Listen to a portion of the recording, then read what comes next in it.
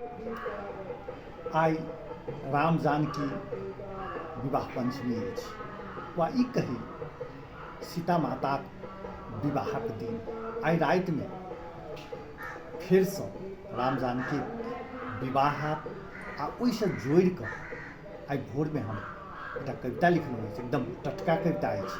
तऽ अहाँ सबके लेल विशेष रूप से कविताक शीर्षक अछि पुनः जन्मल त्रेताक मधुर दृश्य।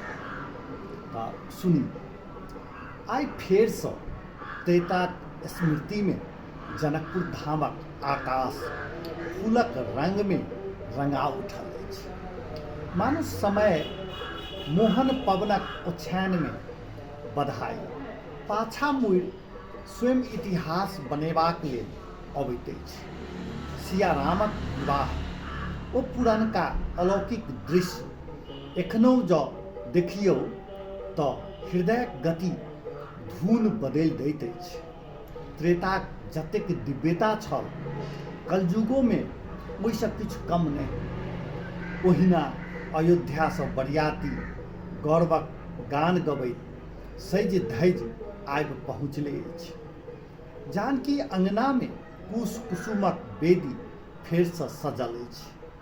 सतानंदक स्वर में मंत्रक पवित्र तरंग आ जानकी कौर में जनक जी कौर में कन्यादानक आभामय थरहराई। पूरा नगरी ओहि धनुष यज्ञक उजास में नहा उठल अछि। मानू हरेक घर आंगन राम सीताक नाम अलग अलग दीपक जरा रहल हुए।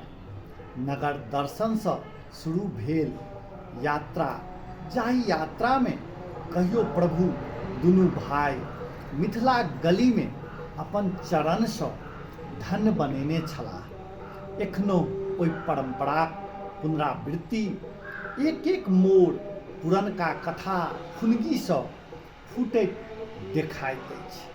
फुलबाड़ी में पुनः सियाक भेंट राम सनक उजास से ओहि अखराइत नजरि में त्रेताक शुद्ध प्रेमक दोसरो बेर जन्म। धनुष भंगक स्मृति, तिलकक आह्लाद, मटकोरक मधुर ध्वनित तरंग सबटा फेर सँ जंजीर बनि दर्शकक नयन में सुखक उजाड़ ताप भरि दैत अछि। जेकरे आँखि छल ओ देखलक, जेकरे मन छल ओ बुझलक आ जेकरे विश्वास छल ओ जानलक जे त्रेता कखनो गेल नहि। से तो आई फेर सँ जनकपुर धामक गली में सुगंधक रूप में फुरफुराइत अछि। किया संसार में एहन सुंदर विवाह आ एहन अद्भुत जोड़ी कहियो देखल गेल अछि। आजुक दृश्य इतिहासक स्मरण नहीं, इतिहासक श्वासक पुनर्जन्म अछि। जनकपुर धामक हरेक साँझ राम सीताक प्रेमक अमर दीप नव नव उजास में फुलाइत रहैत अछि।